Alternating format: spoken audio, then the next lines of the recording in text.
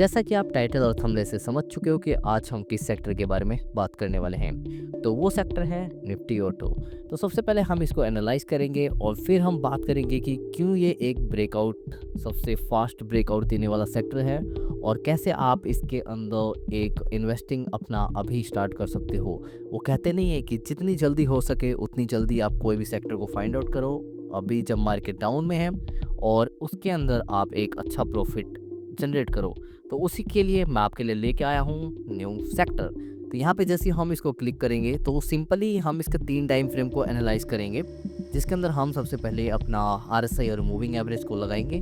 ठीक है, तो मैं सिंपली यहाँ पे डेली टाइम फ्रेम पर सबसे पहले चेक करूँगा। ठीक है, तो उससे पहले मैं डेली टाइम फ्रेम के ऊपर में अगर देखूँ तो ये ऑलरेडी एक ब्रेकआउट हो चुका है यहाँ पे। ठीक है, ब्रेकआउट का मतलब अगर हम देखें तो ये जो काफ़ी टाइम से एक जोन में चल रहा था, ये वाला जोन था जो इसका, अगर मैं इस चार्ट को आपको बड़े टाइम फ्रेम पे दिखाऊं, थोड़ा सा बड़ा करके दिखाऊं, तो ये चार्ट डेली टाइम फ्रेम पे काफ़ी दिनों से एक जोन में चल रहा था। ठीक है, जो जोन था ये एक जोन में था, ये अब ये जोन से ऊपर जा चुका है, ब्रेकआउट हो चुका है, उसके ऊपर चेंज इन पोलैरिटी का सपोर्ट भी ले चुका है। यहाँ पे अगर आप इस पॉइंट पर देखोगे तो ये चेंज इन पोलैरिटी करके गया है। मतलब चेंज इन पोलैरिटी में क्या होता है, जो एक रेजिस्टेंस होता है वो एज ए सपोर्ट की तरह बिहेव करता है और ये ऊपर की तरफ जाता है। ठीक है, तो ये अब ऊपर की तरफ आ चुका है। और दूसरी बात, अगर मैं RSI और मूविंग एवरेज लगाऊं इसके अंदर तो ये मूविंग एवरेज से भी ऊपर चल रहा है। मतलब मूविंग एवरेज से ऊपर चलने का मतलब क्या होता है कि बुलिश होता है मार्केट में। ठीक है, अगर मूविंग एवरेज से नीचे हो तो बेरिश और उसके ऊपर ही चल रहा हो तो साइडवेज। ठीक है,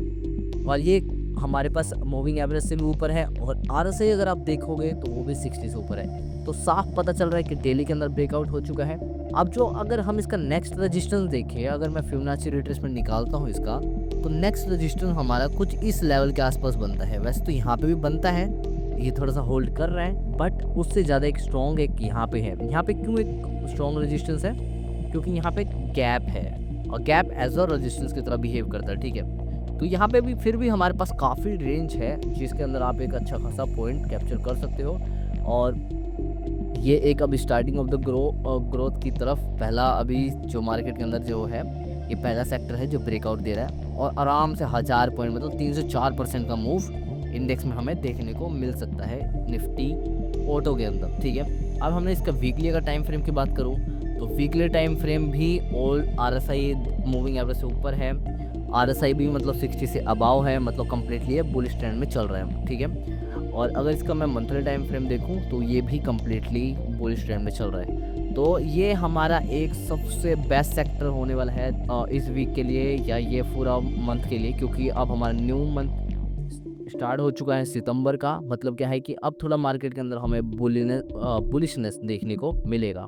ठीक है, काफ़ी टाइम से मार्केट नीचे की तरफ जा रहा था। ओके, तो ये एक आउट परफॉर्म करने वाला सेक्टर है, कर रहा है बल्कि, और जब मार्केट ठीक होगा तो ये और भी तेज़ी से भागने वाला है। तो आपको सबसे पहला निफ्टी ऑटो पे फोकस करना चाहिए। इसके कुछ स्टॉक्स है जो अभी चल रहा है, ऑल टाइम हाइप के आसपास आने वाले हैं, तो उन्हीं में से एक है हमारे पास। सबसे पहले मैं मंथली टाइम फ्रेम की बात करूँ तो अगर हम बजाज ऑटो की बात करें तो ये भी ब्रेकआउट देने वाला है, मतलब मंथली के अंदर ब्रेकआउट होने वाला है। ठीक है, और इसका अगर हम वीकली टाइम फ्रेम पे तो ये वीकली टाइम फ्रेम पे ऑलरेडी ब्रेकआउट दे चुका है। तो एक लेकिन इसके अंदर काफ़ी रेजिस्टेंस है तो हम इसको अवॉइड ही करेंगे। और दूसरी अगर बात करें तो ऑल टाइम हाई पे चल रहा है ईचर मोटर, तो बेस्ट चॉइस होने वाला है ईचर मोटर पे। आप देख सकते हो अपने अकॉर्डिंग, मेरे एनालिसिस के अंदर ये देखने को लग रहा है कि अभी ये ऑल टाइम हाई पे चल रहा है बहुत ज़्यादा, तो ये बेस्ट टेक है ईचर मोटर।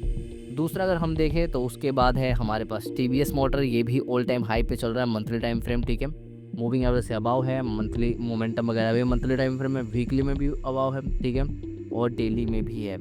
तो TVS मोटर भी बेस्ट चल रहा है। बॉस्कर देखा जाए तो ये भी ऑल टाइम हाई पे चल रहा है। ठीक है, यहाँ पे तो यहाँ पे बॉस्कर भी आपको देखने को मिलेगा कि ऑल टाइम हाई पे चल रहा है, तो आप इसको भी देख सकते हो अपने अकॉर्डिंग। आपके जो भी रिस्क टू रिवॉर्ड रेशो होता है आप उसको फॉलो करके आप अपना ट्रेड वगैरह एग्जीक्यूट कर सकते हो।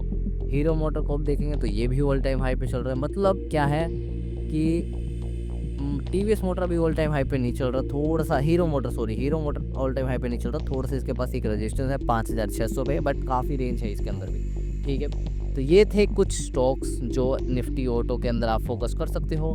बाकी आप कोई भी ट्रेड का डिसीजन लेने से पहले अपना रिस्क रिवॉर्ड रेशो चेक कर लेना। और अगर आपको ट्रेड नहीं करने आता तो कोई ऐसा पर्सन हो जिसको ट्रेड करना आता हो, आप उससे गाइडेंस ले सकते हो। तो इस वीडियो के अंदर इतना ही। Thank you for watching this video and अगर if you new in this channel please hit the subscribe button, ताकि आपको इस तरह के इंफॉर्मेटिव वीडियोस और इम्पोर्टेंट सेक्टर के अपडेट मार्केट के अंदर मिलता रहे। तो चैनल को सब्सक्राइब करना मत भूलना एंड मिलते हैं फिर एक और नए वीडियो के साथ। Keep learning and keep going.